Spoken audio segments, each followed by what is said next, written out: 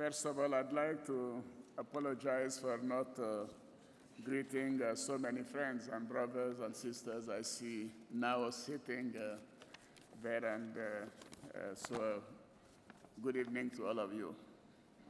President Paul Kagame, President of the Republic of Rwanda, my dear brother, Madame Ellen Johnson Sirleaf, former President of the Republic of Liberia, my dear sister, Mr. Mo Ibrahim, my brother, founder and chair of the Mo Ibrahim Foundation, Mr. Dr. Salim Ahmed Salim, chair of the Ibrahim Prize Committee, former prime ministers and presidents, distinguished guests, ladies and gentlemen. It's a great pleasure and a true honor to be here tonight in Kigali at this event organized by the Mo Ibrahim Foundation to pay tribute to a truly remarkable person, my sister, the former president of Liberia, Madame Ellen Johnson Sirleaf.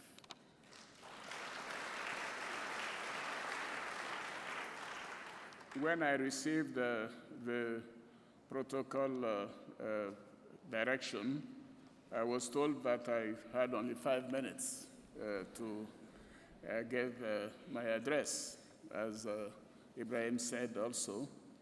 But since President Kagame spoke only 3 minutes, so I consider I'll take the share of 7 minutes left to him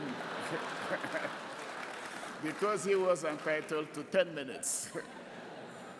Well, before talking about my sister, Ellen, let me express my sincere thanks and my gratitude to my brother, Paul Kagame, to the government and the good people of Rwanda for all the marks of attention and kind hospitality extended to me and my delegation since our arrival in this charming city of Kigali. Every time we're here, we really feel at home. My dear brother, thank you very much again, and my delegation and all of us are very grateful for your hospitality. And I'd like to commend my good friend Ibrahim for his steady commitment to the promotion of leadership and good governance in Africa. And some of us who are in office get very worried that for so many years, no prize was given. Fortunately, Ellen saved us. Thank you, Ellen. Over a short period of time, of course, the Mo Foundation, thanks to your leadership, has become a respected institution which provides a credible framework to address governance issues and assess progress in African countries. And looking at your publications, I'd like to congratulate you, because for many of us, it's also an encouragement when we see the ranking that we're gaining or losing. We say, well, we have to do much better. Distinguished guests, ladies and gentlemen, I'm really proud today to be part of this event organized by the government of Rwanda and the Mo Ibrahim Foundation to celebrate my sister, President Johnson Sirleaf. I'd say an exceptional woman, a renowned development expert, a respected scholar, a banker, an acute politician, and a true leader. Please applaud Madame Ellen Johnson Sirleaf. Yes. And I'm truly honored to call Ellen my friend and my sister. So in just about 12 years, you have transformed Liberia, and I'm a witness, Côte d'Ivoire and Liberia being neighbors. And it was a country torn by war. And I experienced the problem when I was prime minister from 1990 to 1993. And seeing what you've done in 12 years, it's remarkable. And I'd like to congratulate you on behalf of all of us. And since becoming president, clearly you have succeeded in restoring confidence and hope to the Liberian people. And under difficult circumstances, you have undertaken courageous institutional and economic reforms. And thanks to you, Liberia is recognized today as throughout Africa and beyond for your strong and credible democratic institutions. And the last elections are a proof of that. So congratulations to you. You have worked tirelessly to promote reconciliation among the Liberian people, and that was not easy. And you have initiated major economic projects in the social and productive areas. The UN mission in Liberia, after a 15-year presence in your country, departed Liberia earlier this year, observing that the country has transitioned to peace and democracy. This is a true tribute to the leadership of my sister, Ellen Johnson Sirleaf, and to your exceptional contribution to peace and security in Liberia.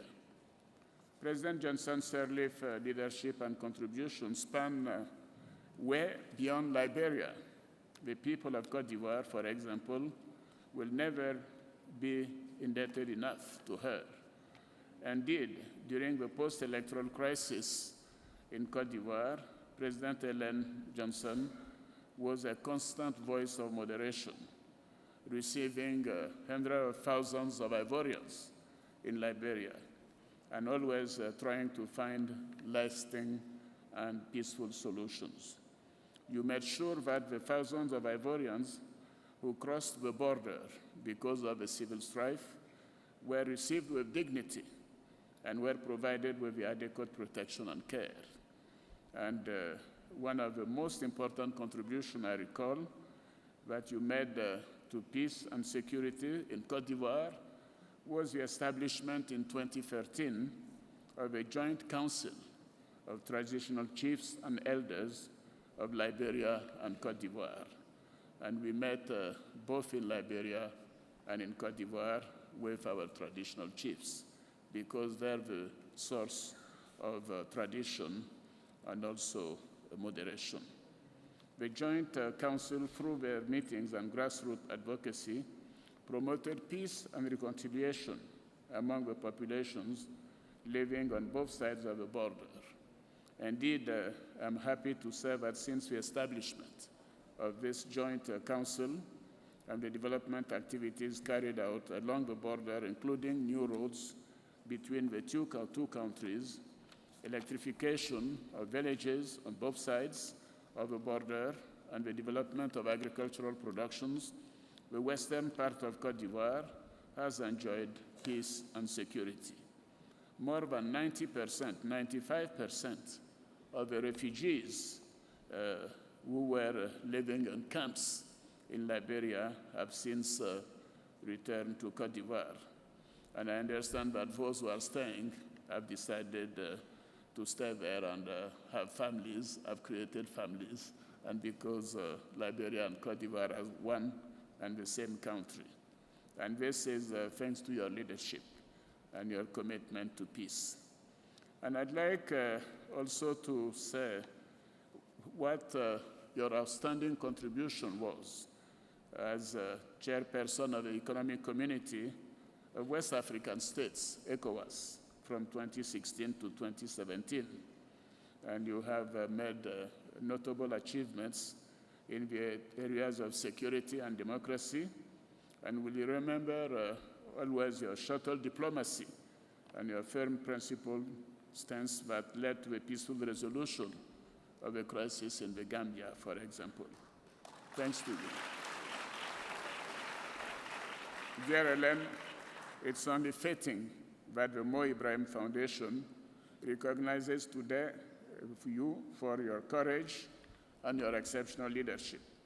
You will always be a source of inspiration for African leaders and a model for future generations. And as a neighbor to Liberia, I can testify to indicate how popular you were and you are. We're very proud of you. We're very proud of you, my dear sister, as I had the opportunity to indicate this during your visit to Côte d'Ivoire. You're a jewel to us. Yeah. Nobel Prize, and a person who has always treated all the people of Liberia and Côte d'Ivoire as one people. Thank you very much to you. Thanks to all you for your attention. Thank you. Thank you very much.